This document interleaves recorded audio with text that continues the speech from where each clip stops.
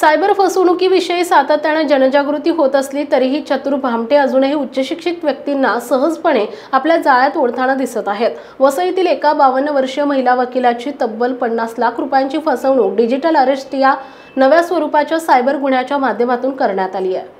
ही घटना 25 मार्च रोजी घडली। फिर्यादी महिलेला एका अनोळखी व्यक्तीचा फोन आला। फोनवरून बोलणाऱ्या व्यक्तीने स्वतःला सीबीआय अधिकारी म्हणून ओळख दिली। त्याने महिलेला सांगितले की त्याच्या नावाने आधार कार्डचा गैरवापर करत एक मोबाईल सिम घेतले गेले असून त्या नंबरवरून अश्लील संदेश पाठवले गेलेत। एवढ्यावरच न थांबता दिल्लीत HDFC बँकेत त्यांच्या नावावर एक बोगस खाते उघडण्यात आले असून त्यात मनी लॉन्ड्रिंगची संशयित रक्कम जमा करण्यात आल्याचंही सांगण्यात आलं।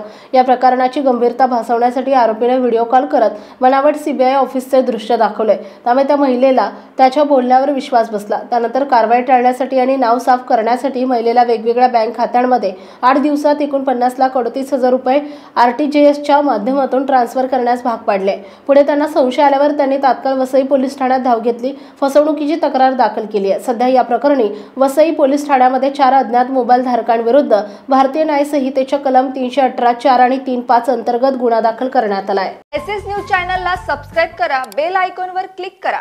SS न्यूजच्या बातम्या पहा आपल्या मोबाईलवर।